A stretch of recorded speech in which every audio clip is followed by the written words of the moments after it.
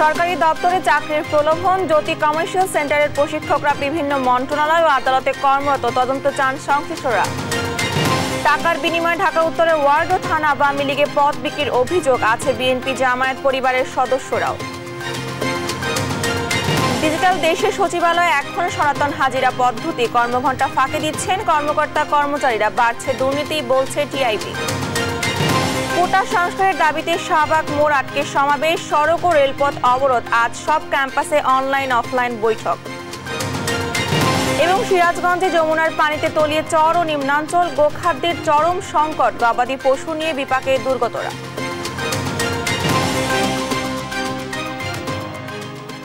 আমন্ত্রণ সংবাদ সকালে, দেখছিলেন সংবাদ শিরোনাম, সঙ্গে আছি আমি ডানা ইসলাম। এবারে বিস্তারিত। সরকারি দপ্তরে চাকরির প্রলোভন, ষাটলিপি ও মুদ্রাক্ষরিক হিসেবে চাকরি দিতে শিক্ষার্থী টানছে জ্যোতি কমার্শিয়াল সেন্টার। দেশ টিভির অনুসন্ধানে বেরিয়ে আসে প্রশিক্ষকদের সবাই বিভিন্ন মন্ত্রণালয় এবং উচ্চ আদালতে কর্মরত।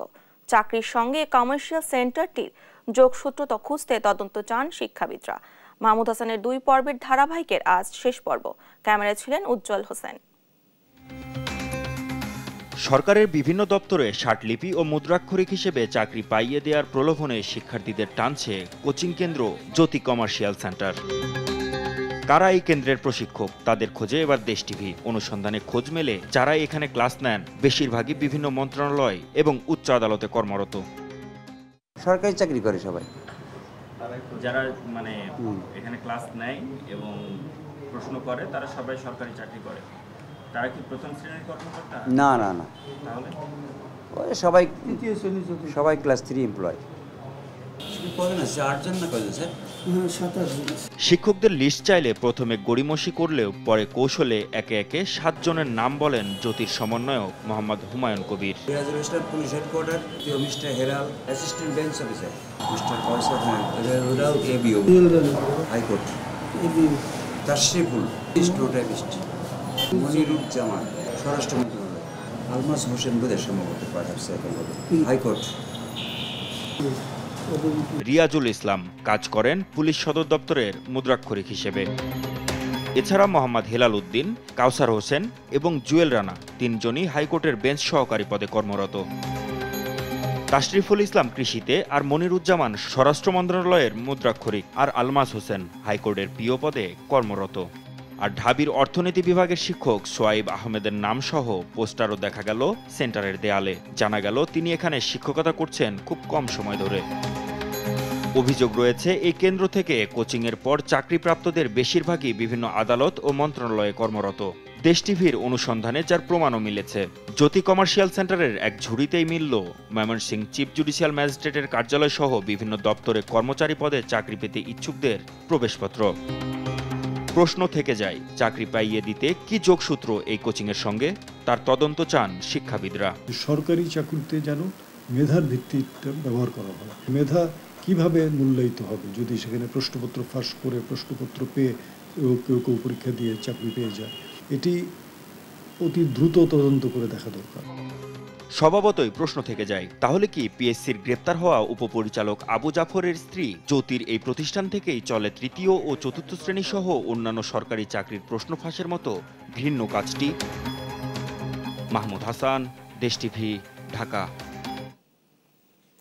দেশ ডিজিটাল হলেও এখনো সচিবালয়ে সরকারি কর্মকর্তা কর্মচারীদের উপস্থিতি নেওয়া হয় হাজিরা খাতায়। নেই ফিঙ্গার পাঞ্চ ডিজিটাল সিস্টেম কিংবা আই পাঞ্চের ব্যবস্থা। এতে ইচ্ছে মতো চলে কর্মকর্তা কর্মচারীদের অফিসে আসা যাওয়া, যাতে কর্মঘণ্টা ফাঁকি দিয়ে একদিকে যেমন অনিয়ম চলছে, তেমনি ক্ষতিগ্রস্ত হচ্ছে অফিসের কার্যক্রম। এতে দুর্নীতি বাড়ছে বলে জানান টিআইবি নির্বাহী পরিচালক ডক্টর ইফতেখারুজ্জামান। নূপুর মাহমুদের রিপোর্টে থাকছে বিস্তারিত। উন্নয়নের অদম্য অগ্রগতিতে এগিয়ে চলছে বাংলাদেশ, তবে এখনো সরকারি কর্মচারীদের হাজিরায় লাগেনি ডিজিটালের ছোঁয়া। প্রশাসনের প্রাণকেন্দ্র সচিবালয়ে কর্মদিবসে অফিস করেন বিভিন্ন মন্ত্রণালয়ের শত শত কর্মকর্তা কর্মচারী, তবে এখনো অ্যানালগ পদ্ধতির হাজিরা খাতাই চলে তাদের হাজিরা। এতে করে সহজে কাজে ফাঁকি দিতে পারেন কর্মচারীরা।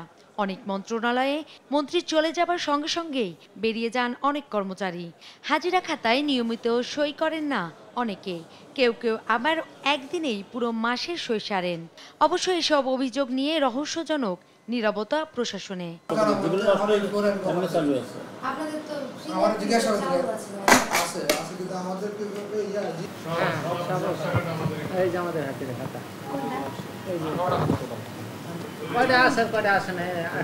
লেখাও আছে, আমরা অফিসে লেখাও হাজিরা দেই, ওটা সকালে সই করে যায়, বিকালে তো আমরা বের হওয়ার সময় আবার ফিঙ্গারপ্রিন্ট দিয়ে বেরোই।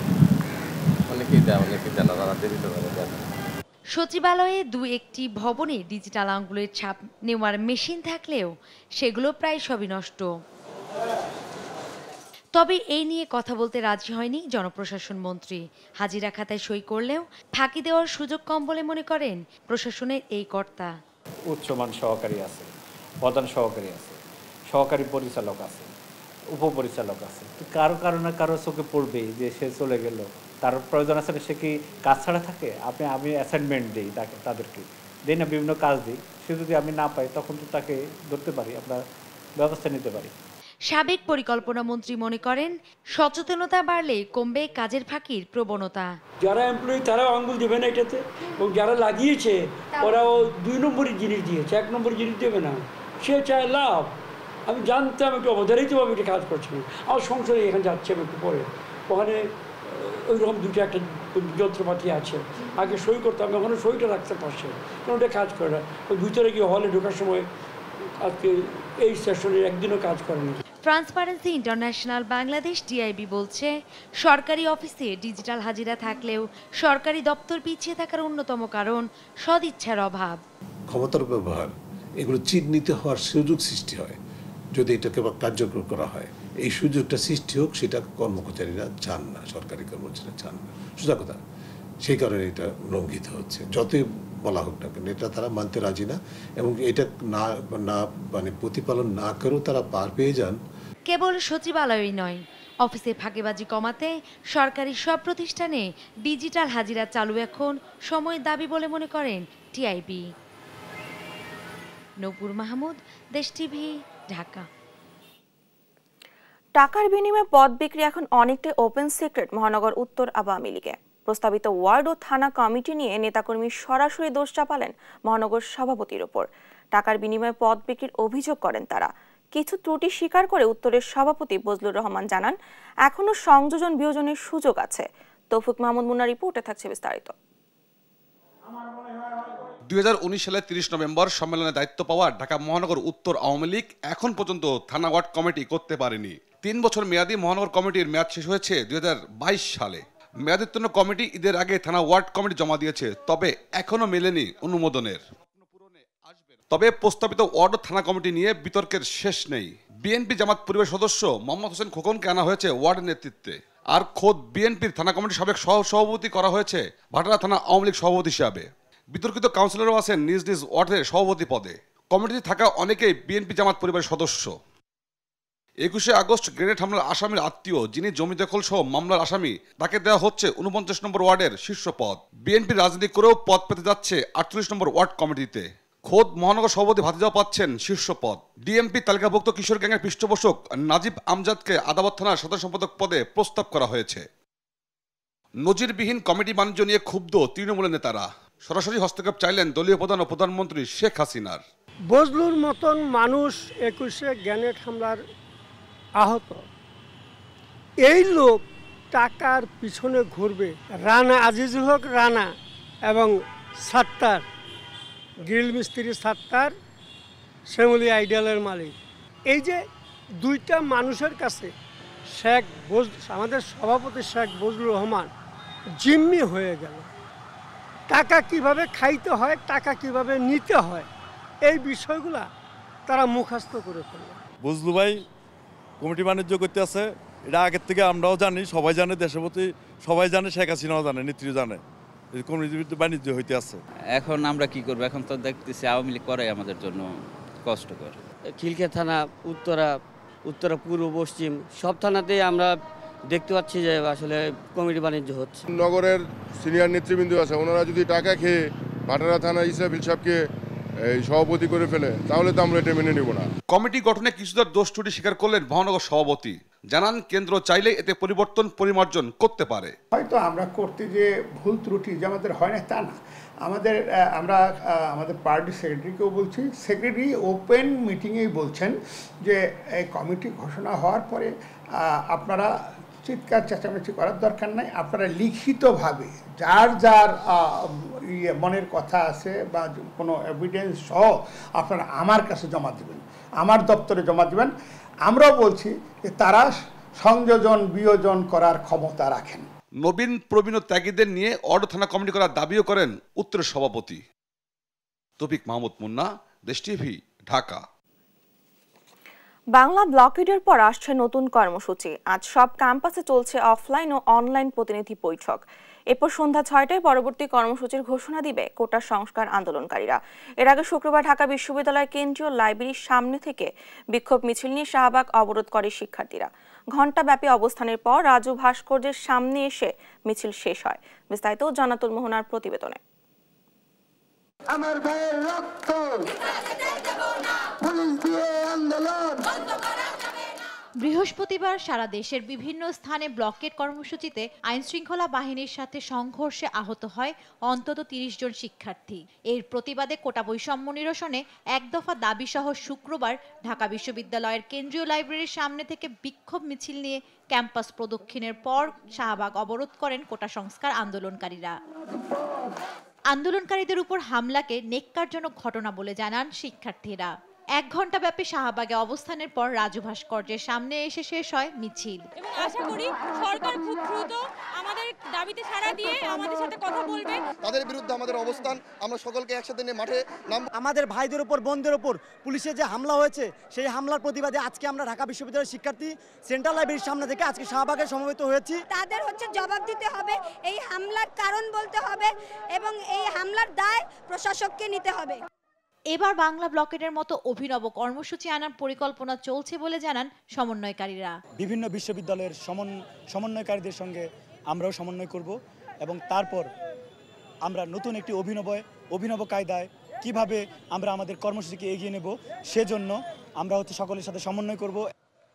শনিবার সন্ধ্যা 6টায় ঢাকা বিশ্ববিদ্যালয়ের কেন্দ্রীয় লাইব্রেরির সামনে থেকে পরবর্তী কর্মসূচি ঘোষণা করবে কোটা সংস্কার আন্দোলনকারীরা। জান্নাতুল মোহনা, দেশ টিভি, ঢাকা। শুক্রবারও সারা দেশের বিভিন্ন সড়ক ও রেলপথ অবরোধ করে কোটা সংস্কার আন্দোলনকারীরা।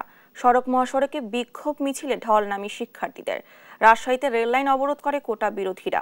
সহকর্মীদের তথ্য ছবি, শুভশ্রীর ডেস্ক রিপোর্ট। পূর্ব ঘোষিত কর্মসূচি অনুযায়ী শুক্রবারও সড়ক মহাসড়কে জড় হতে থাকেন শিক্ষার্থীরা। স্লোগানে স্লোগানে দাবি কোটা বাতিলের।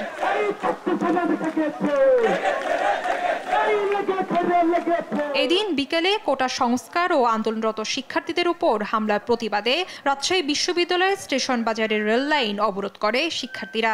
বিকেলে বিক্ষোভ মিছিল নিয়ে ক্যাম্পাসের বিভিন্ন সড়ক প্রদক্ষিণ করে স্টেশন বাজারের দিকে অগ্রসর হন তারা। এ সময় শিক্ষার্থীদের স্লোগানে উত্তাল হয়ে ওঠে পুরো এলাকা। এতে বন্ধ থাকে রাজশাহীর সাথে সারা দেশের রেল যোগাযোগ। চট্টগ্রাম নগরী 2 নং গেট সড়ক এলাকায় ঢল নামে কোটা আন্দোলনকারীদের। বিক্ষোভ মিছিলটি নগরীর 16 শহর রেল স্টেশন থেকে শুরু হয়ে বিভিন্ন সড়ক প্রদক্ষিণ করে। বিভিন্ন স্লোগান দিয়ে শিক্ষার্থীদের উপর হামলা ও কোটা সংস্কারের দাবি তুলে ধরেন তারা। এ সময় সড়কে সৃষ্টি হয় তীব্র যানজট।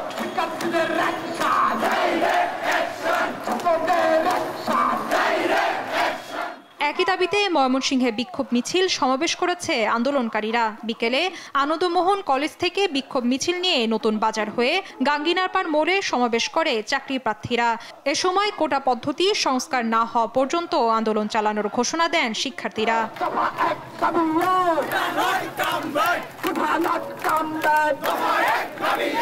শিক্ষার্থীদের উপর হামলার প্রতিবাদে নোয়াখালীতে বিক্ষোভ মিছিল ও সমাবেশ অনুষ্ঠিত হয়েছে। শুক্রবার বিকেল 4টায় জেলা প্রশাসক কার্যালয়ের সামনে থেকে মিছিল বের করে সড়কের প্রধান সড়ক প্রদক্ষিণ করে শিক্ষার্থীরা। আমরা প্রশ্ন ফাঁস দ্বারা অবহেলিত হচ্ছি। আমরা জায়গায় জায়গায় যেখানে চাকরি বাজার হচ্ছে, হয় আমরা কোটা দ্বারা অবহেলিত, না হয় সেখানে প্রশ্ন ফাঁস দ্বারা আমরা বঞ্চিত। সারা দেশে ছাত্ররা তাদের সঠিক নৈতিকতার ভিত্তিতে, চরিত্রের ভিত্তিতে আন্দোলন চালিয়ে যাবে। যতদিন পর্যন্ত পর্যন্ত কোটার স্থায়ী সমাধান না হবে আমরা রাজপথ ছাড়বো না। সে সাথে কুমিল্লা বিশ্ববিদ্যালয় ক্যাম্পাস ও কুমিল্লা ভিক্টোরিয়া সরকারি কলেজে বিক্ষোভ মিছিল ও সমাবেশ করে আন্দোলনরত শিক্ষার্থীরা। শুভশ্রী রায়, নিউজ ডেস্ক, দেশ টিভি। সংবাদ সকালে আরো থাকছে। বরগুনা জেলা কারাগার যেন মরণ ফাঁদ, 50 বছরের পুরনো ভবনে ঝুঁকিতে বন্দীরা, নতুন কারাগার নির্মাণের আশ্বাস। ভারী বৃষ্টি ও পাহাড়ি ঢলের পানিতে আবারও বন্যা পরিস্থিতির সৃষ্টি হয়েছে সুনামগঞ্জ, জামালপুর ও সিরাজগঞ্জে। তবে মৌলভীবাজার, কুড়িগ্রাম, পঞ্চগড় ও লালমনিরহাটে বন্যার পানি কমতে শুরু করেছে। সহকর্মীদের পাঠানো তথ্য ছবিতে ফারজানা ইসলামের ডেস্ক রিপোর্ট। 24 ঘন্টায় সুরমা নদীর পানি 41 সেন্টিমিটার বৃদ্ধি পেয়ে সুনামগঞ্জের 16 ঘর পয়েন্টে বিপদসীমার 26 সেন্টিমিটার উপর দিয়ে প্রবাহিত হচ্ছে। পাহাড়ি ঢলের পানিতে তলিয়ে গেছে সুনামগঞ্জ তাহিরপুর সড়ক, বন্ধ যান চলাচল।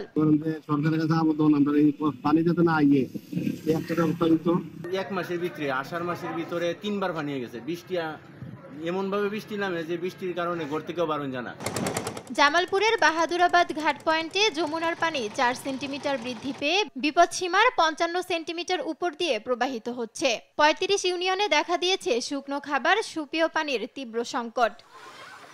সিরাজগঞ্জে যমুনার পানিও বেড়েছে, জেলার বন্যা পরিস্থিতির আরও অবনতি হয়েছে। মৌলভীবাজারে বন্যা পরিস্থিতি ধীরে ধীরে উন্নতি হলেও কমছে না ভোগান্তি। টানা 24 দিনের বন্যায় নষ্ট হয়েছে ৬,৭৩৪ হেক্টর জমির ফসল, ডুবে গেছে পুকুর ও মাছের ঘের। ব্রুড মাছ ছিল এবং ফোনা মাছ ছিল। ফোনা প্রায় 3 থেকে 4 লক্ষ ফোনা আসিল, ফোনাগুলো সব চলে গেছে।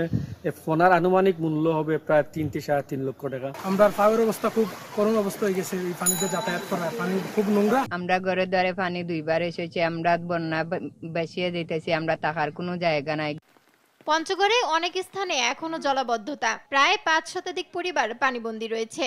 এখন আমাদের খুব ক্ষয়ক্ষতি হচ্ছে, এটা একটা সুষ্ঠু ব্যবস্থা করার জন্য আমি স্বনির্বদ্ধভাবে উদ্বোধন কর্তৃপক্ষকে আবেদন জানাচ্ছি। মোটামুটি আর কি 8-10 বিঘা এই আমাদের ক্ষতিগ্রস্ত এই অবস্থা আছে। আমরা বন্যার পানি নেমে গেলেও নদী ভাঙনে দিশেহারা হয়ে পড়েছে লালমনিরহাটের তিস্তার পাড়ের বাসিন্দারা, দুশ্চিন্তায় পড়েছেন নদী পাড়ের কৃষকেরাও। কুড়িগ্রামে বন্যা কবলিত 4 শতাধিক শিক্ষা প্রতিষ্ঠান বন্ধ রয়েছে, নষ্ট হয়েছে 7,350 হেক্টর জমির বিভিন্ন ফসলের ক্ষেত। এমন অবস্থা হয়েছে কলার গাছও পাওয়া যায় না, কিন্তু যে কলার গাছ কিনে আনবো তাও পাইনি।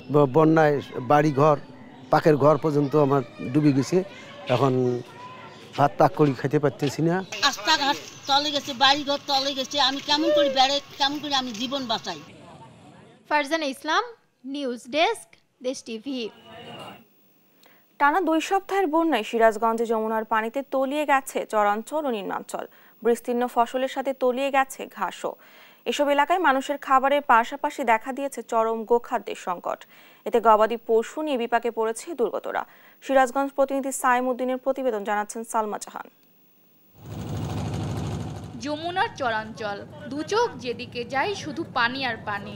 এবারের বন্যায় পানিতে তলিয়েছে জেলার 5 উপজেলার চরাঞ্চলের 34টি ইউনিয়ন। বাড়িঘর তলিয়ে যাওয়ায় অনেকে আশ্রয় নিয়েছেন আশ্রয় কেন্দ্রে, অনেকে চরম দুর্ভোগ উপেক্ষা করে নিজেদের বসত বাড়িতে অবস্থান করছেন। অনাহারে অর্ধাহারে দিন কাটছে তাদের। শুধু মানুষই নয়, বন্যার কবলে পড়েছে গবাদি পশুও। পানিতে কাঁচা ঘাস তলিয়ে থাকায় তাদের খাবারে পড়েছে সংকট। এতে হাঁস, মুরগি, গরু, ছাগলের খাবার জোগাড় করতে দুর্গতদের পড়তে হচ্ছে চরম বিপাকে। গরু বাছুরের খাদ্য নাই, মানুষের অভাব, বাল বাচ্চা নিয়ে খুবই কষ্ট করতেছি। আঙ্গর তো খুব অবস্থা খারাপ, আমরা এক তো খাই না, আঙ্গ তো কেউ দেখ পারাইছে না, কেউ খোঁজ খবরও নিয়ে বেড়াইছে না। দিন ধরে পানি উঠছে, বাড়ির থাকার জন্য যে একটা ঘর আছিল তাও ভেঙে গেছে, গেলি পরে আমি যে এক বাড়িতে এসে শুকনা জায়গা আছে ওইখানে উঠছে। পরিস্থিতি বিবেচনায় ত্রাণের সঙ্গে গোখাদ্য বিতরণের নির্দেশনা দেওয়ার কথা জানান স্থানীয় সংসদ সদস্য। শুকনো খাবার যেমন মানুষের জন্য আসছে, সেরকম পশু যারা আছে তাদের জন্য এই ধরনের ব্যবস্থা আগামী দিনে আমাদের করার প্রয়াস রয়েছে। আমরা অবশ্যই সেগুলো মাথায় নিয়ে কাজ করব। সেই সঙ্গে প্রাণী সম্পদ বিভাগ দুর্গত এলাকায় গবাদি পশুর চিকিৎসার জন্য গঠন করেছে 5টি মেডিকেল টিম। গবাদি পশুর এই সময় বন্যার কারণে সাধারণত কিছু কিছু রোগের প্রাদুর্ভাব বেড়ে যায়, এই প্রাদুর্ভাব যেন না বাড়ে সেই কারণে আমরা এর আগেও টিকা দিয়েছি এবং আমরা অলরেডি আমি টিকা নিয়ে আসছি আমার কেন্দ্র থেকে এবং আগামীকাল এই টিকাগুলো আমাদের এই বন্যা প্রবণ এলাকাতে চলে যাবে। জেলার 34টি ইউনিয়নে প্রায় 2 লাখ গবাদি পশু বন্যার কবলে। News desk, Desh TV. 1969 সালে প্রতিষ্ঠিত বরগুনা জেলা কারাগার আজ মরণ ফাঁদে পরিণত হয়েছে। 50 বছরেরও পুরনো ভবনটিতে ঝুঁকি নিয়ে বাস করছেন বন্দীরা। কারাগারের নিরাপত্তা দেয়াল নিচু থাকায় অরক্ষিত পাকিস্তান আমলে নির্মিত এই কারাগারটি। বিষয়টি স্বীকার করে নতুন কারাগার নির্মাণের প্রচেষ্টা চলছে বলে জানান জেলা প্রশাসক। বরগুনা থেকে রিয়াজউদ্দিন আহমেদ মুসার পাঠানো তথ্য ছবিতে ডেস্ক রিপোর্ট। বরগুনা কারাগারের বেশ কিছু ভবনে দেখা দিয়েছে ফাটল। এর মধ্যে কারাগারের হসপিটাল এবং বিষখালী ও পায়রা নামের ভবনটি বেশ ঝুঁকিপূর্ণ। অন্যদিকে বেহাল কিশোর ওয়ার্ডও। সামান্য বৃষ্টি হলে পানিতে ভেসে যায় মেঝে। আর এসব ভবনেই রাখা হচ্ছে বন্দীদের। আমরা দেখা সাক্ষাৎ করতে যাওয়ার পরে দেখলাম যে উপর থেকে পানি পড়ে এবং ভীমে ফাটল, যে কোনো সময় যে কোনো ধরনের দুর্ঘটনা করতে পারে। ধসে পড়লে শতাধিক মানুষের প্রাণহানি ঘটতে পারে। সবাই আসলে মানুষ হাঁটলেও এটা কাঁপে। বৃষ্টি আসলে আসলে পানি পড়ে তলিয়ে যায়। আসলে ওখানে বর্তমান যে অবস্থা, থাকার অবস্থা নাই। এর পাশাপাশি হাসপাতাল আছে, হাসপাতালটি খুবই ঝুঁকিপূর্ণ, যে কোনো মুহূর্তে হাসপাতালটি ধসে পড়তে পারে। ঝুঁকিপূর্ণ এসব ভবনে আতঙ্কে থাকছেন বন্দী ও দায়িত্বরত কারারক্ষীরা। এছাড়া নিরাপত্তা দেয়াল নিচু থাকায় অরক্ষিত কারাগারটি। সবচেয়ে বেশি হলো আমাদের গাইডওয়ালটা। এটা 1968 সালে তৈরি হয়েছে। তখনকার ডিজাইন খুব দুর্বল ছিল, হাইট খুব কম, যে কোনো সময় যে কোনো বন্দী এখান থেকে পালাই যেতে পারে। অতএব এই ওয়ালটা আমাদের খুবই জরুরি। নতুন করে কারাগার নির্মাণের জন্য প্রচেষ্টা চলছে বলে জানান জেলা প্রশাসক। এটা আজ থেকে প্রায় 50 বছরেরও বেশি সময় আগে নির্মিত হয়েছে। তো এমনিতে আমাদের এই কারাগার সম্প্রসারণের প্রক্রিয়া হিসেবে আমরা অতিরিক্ত জায়গা বরাদ্দের বিষয়টা নিয়ে কাজ করছি। পাশাপাশি যে সমস্ত ঝুঁকিপূর্ণ ভবনগুলো আছে এগুলো আসলে কোথাও সংস্কার করার প্রয়োজন, কোথাও ভেঙে নতুন করে করার প্রয়োজন। বরগুনা জেলা কারাগারের ধারণ ক্ষমতা 200 জনের হলেও বর্তমানে এখানে 300 কারাবন্দী রয়েছেন। News desk, Desh TV. সংবাদ সকালে আরো থাকছে। বন্ধু ডি মারিয়াকে শিরোপা উপহার দিতে চান লিওনেল মেসি। কলম্বিয়াকে সমীহ করছেন আর্জেন্টাইন অধিনায়ক।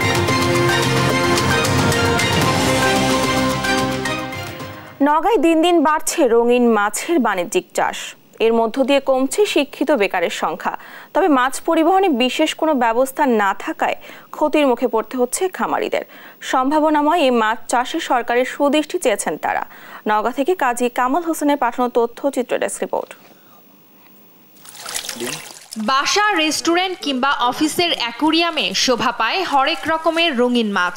বর্তমানে শৌখিন মানুষের শখের বড় অংশ জুড়ে রয়েছে এটি। দিন দিন রঙিন মাছের চাহিদা বৃদ্ধি পাওয়ায় নওগাঁয় এর বাণিজ্যিক চাষও বাড়ছে। জেলা সদর, আত্রাই ও বদলগাছি উপজেলায় সাধারণ মাছের সঙ্গে পুকুরে চাষ হচ্ছে বাহারি মাছ। স্থানীয় উন্নয়ন সংস্থা মৌসুমীর সহযোগিতায় জেলার বদলগাছি উপজেলার কামারবাড়ি গ্রামের আবু রায়হান সিদ্দিক তার 5টি পুকুরে রঙিন মাছ চাষ করছেন। সিল্কি, কৈকার্প ও কমেট মাছের রেণু সফলভাবে উৎপাদন করছেন তিনি। পরে অন্য পুকুরে ছেড়ে মাছ বড় করছেন রায়হান। বর্তমানে তার পুকুরে বাহারি কৈকার্প, কমেট, বাটারফ্লাই, অরেন্টা ফিশ, মলি ও গাপ্পি মাছ চাষ হচ্ছে। বাজারে ভালো দাম পাওয়ায় রায়হানকে দেখে অনেকে উদ্বুদ্ধ হয়েছেন রঙিন মাছ চাষে। মাছ চাষকে কেন্দ্র করে যারা উন্নতি করতে চায় তারা একসময় এই রঙিন মাছ চাষ করাকে কেন্দ্র করে তারা অনেক ডেভেলপ করতে পারবে। আমি নিজেও পুকুরে চাষ করেছি, করার পরে একটা মাছ নিয়ে যায় 1000-1200 টাকা বেচেছি। 1 বছর যাবৎ রঙিন মাছ চাষ করে বেশ লাভ পাচ্ছেন বলে জানান খামারি রায়হান। সাধারণ মাছের থেকে লাভ তো অবশ্যই হবে, কারণ ঘটনা হচ্ছে যে এই মাছগুলো পিস ভাবে বিক্রি, আর আমরা তো এগুলা বিক্রি করি মন ভাবে। আগ্রহী চাষিদের বাহারি মাছ দিয়ে সহযোগিতার কথা জানিয়েছে মৎস্য বিভাগ। বর্তমানে আমরা চাই এটা প্রত্যেকটা চাষি চাষ করুক, এর থেকে অনেক প্রফিট হয় এবং বর্তমান বাজারে এবং আন্তর্জাতিক বাজারও এর কদর এখন বর্তমানে অনেক। যারা শিক্ষিত বেকার যুবক তারা কিন্তু এই খাতে এগিয়ে এসেছে। আমাদের মৎস্য অধিদপ্তরের মাধ্যমে নতুন প্রকল্প গ্রহণের ক্ষেত্রে এই অ্যাকোয়ারিয়াম মাছের উপরে নতুন প্রদর্শনী স্থাপন বা পরামর্শ প্রদানের জন্য বা প্রশিক্ষণের জন্য আমাদের ব্যবস্থা রাখা হবে। রঙিন মাছ চাষ আরও ছড়িয়ে দেওয়ার কথাও জানান কর্মকর্তারা। News desk, Desh TV. এবার খেলার সংবাদ।